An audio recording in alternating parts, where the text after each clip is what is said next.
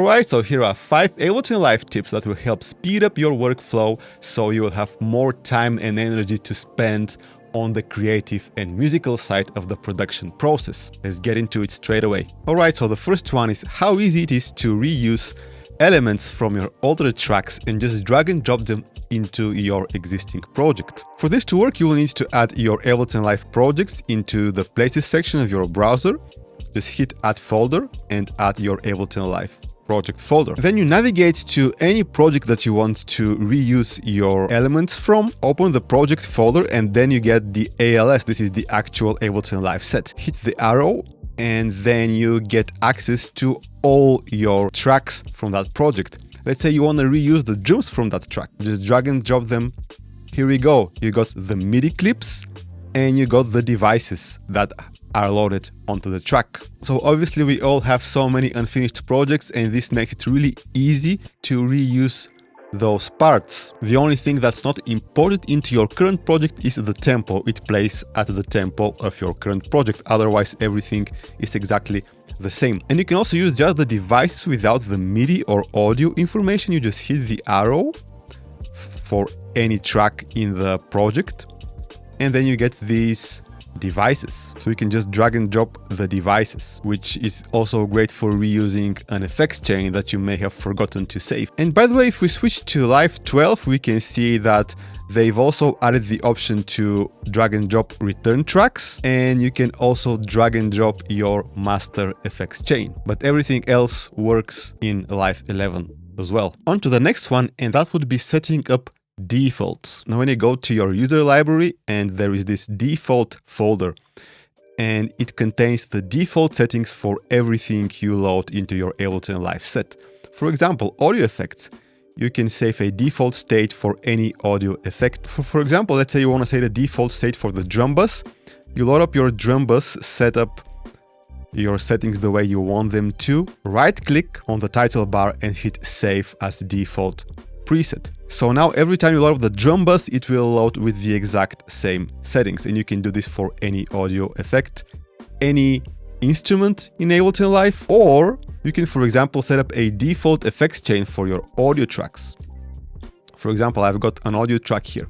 Let's say I want to have a channel EQ and maybe a compressor. I load them, I set the settings the way I want them to be, and then I right click on my audio track, save as default audio track. And then when I create a new audio track, as you can see, my new audio track has been created with the exact same effect chain. Saves a lot of time. And there are other things as well, such as the dropping samples. For example, when you have an empty MIDI track, when you load up a sample on the MIDI track, by default, it automatically creates a simpler device. So this would be the on device view setting here. I don't have anything set up for the device view, by the way. So let's just find a sample, just drag and drop it onto the device view, and it creates a simpler. However, let's say that you want to have this simpler with some particular settings. For example, I want it to be in slice mode every time by default. I want the filter to be, let's say, the OSR filter. I don't know, let's say I want to have it warped every time. Maybe I'll use it for chopping loops. I want to have the warping enabled. So I just drag and drop it to this on-device view folder. Again, it's in user library, defaults, dropping samples, on-device view. Drag and drop it. I tell it not to copy any samples from any project. I hit enter. And now any sample that I load onto my device view, it starts with the same settings. It's in slice mode with the OSR filter, and warping is enabled. And you can customize this any way you want. And you can also set up default state for when you drag and drop samples onto the drum rack. And you can also set up a default state for the instruments that are used for the drums to MIDI, harmony to MIDI, and melody to MIDI function.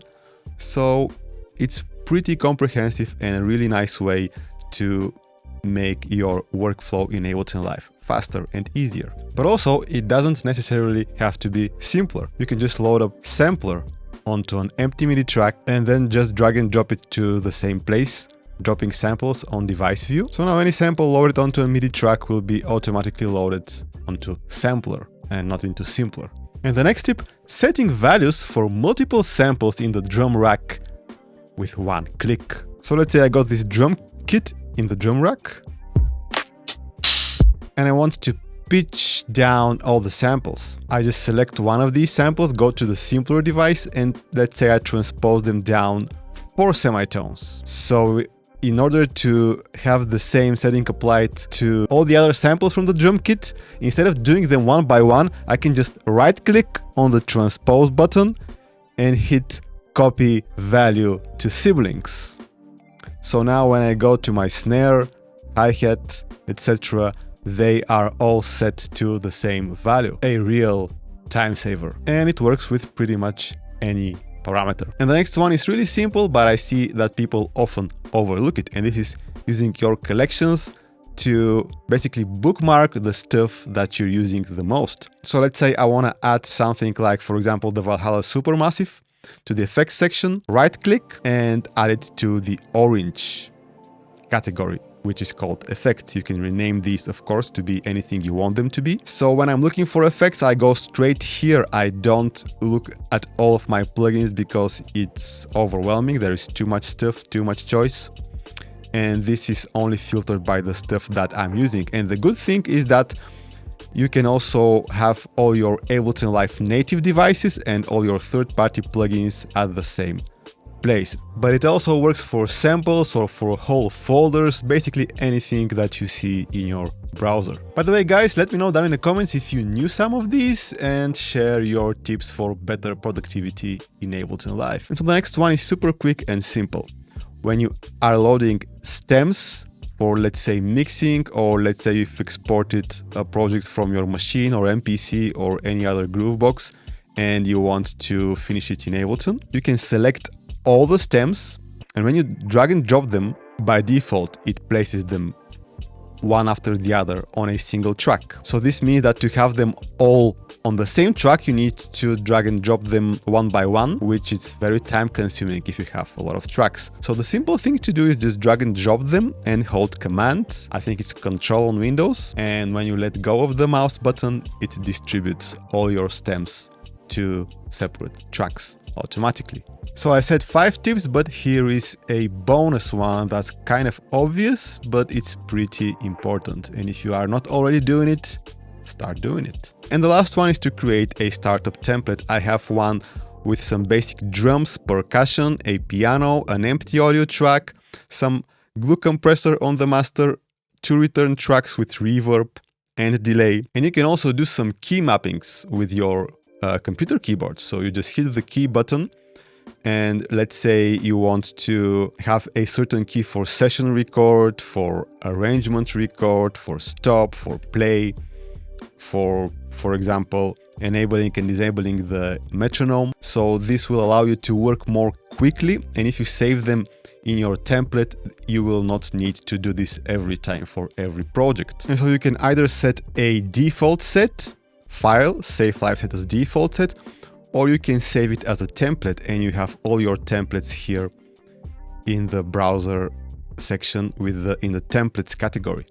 So you can have different templates for different occasions, for different types of projects, but at least saving a default set is very, very useful, so that every time you open Live, it will start with your default set and not with the empty set. So if you found this useful, here is another video up here with more tips for Ableton Live.